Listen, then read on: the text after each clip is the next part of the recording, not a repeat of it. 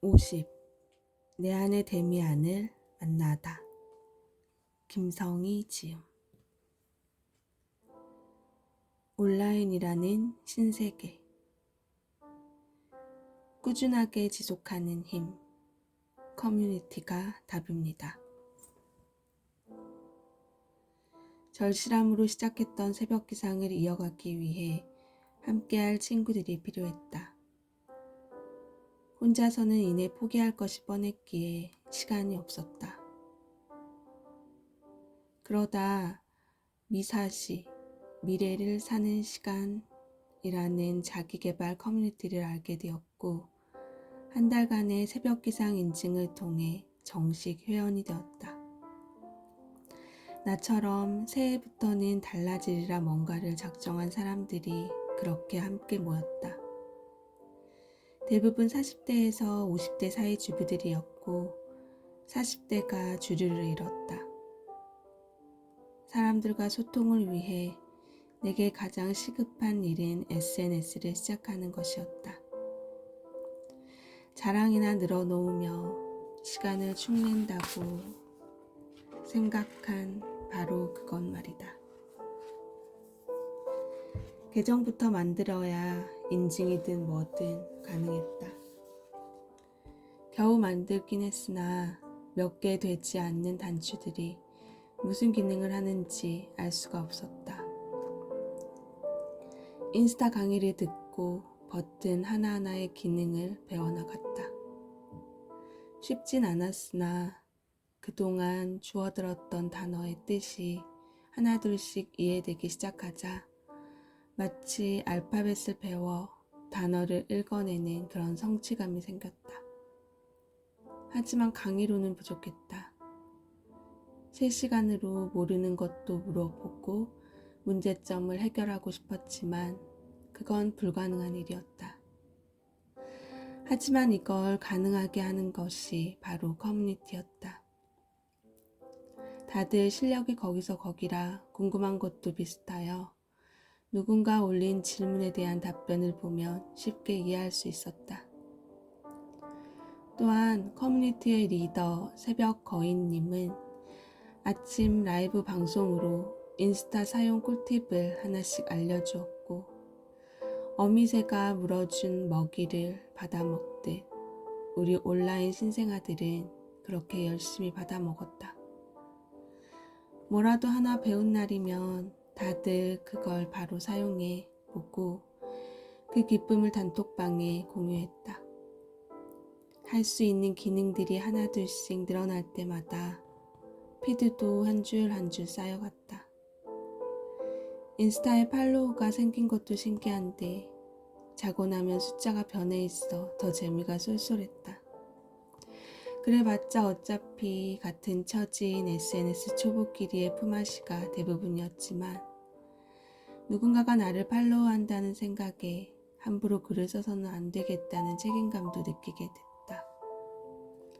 마치 막 인지도가 생긴 신인 배우가 매사 언행을 조심하듯 말이다. 댓글을 달아준 누군가가 진심으로 고마웠고 나도 찾아가 감사함을 전하며 그들을 응원했다. 그렇게 SNS에 빠져 재미를 느낄 때쯤 누구나 한 번쯤 경험하는 일이 생겼다.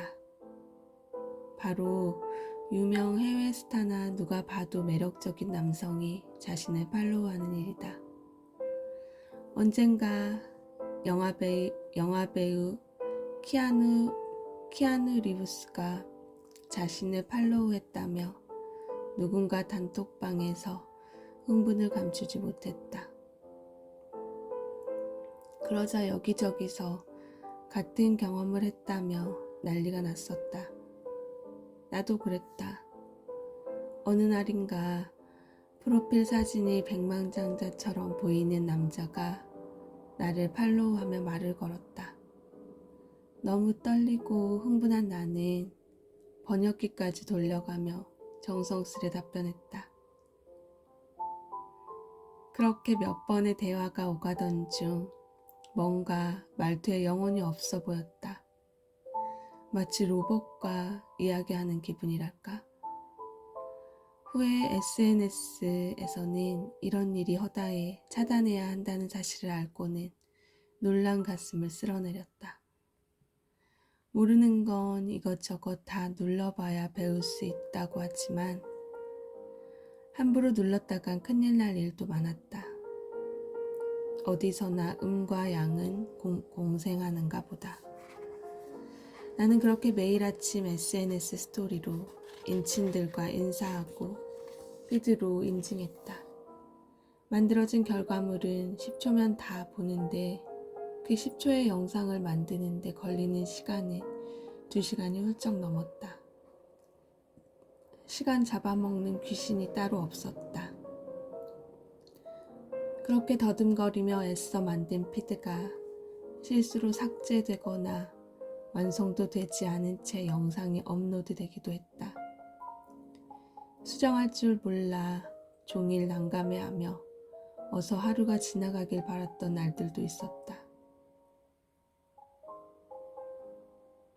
마치 등 뒤에 나는 바보라고 적힌 종이를 알면서도 떼지 못하는 답답한 심정이었다.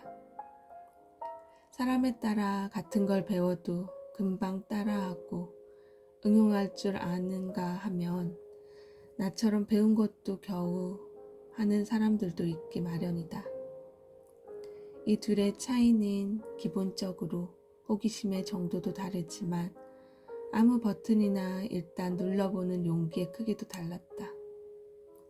혹시나 잘못될까 배운 것만 겨우 눌러보는 나와는 달리 무조건 눌러보고 파고들어 완전히 자기 것으로 소화하는 사람도 간혹 있었다.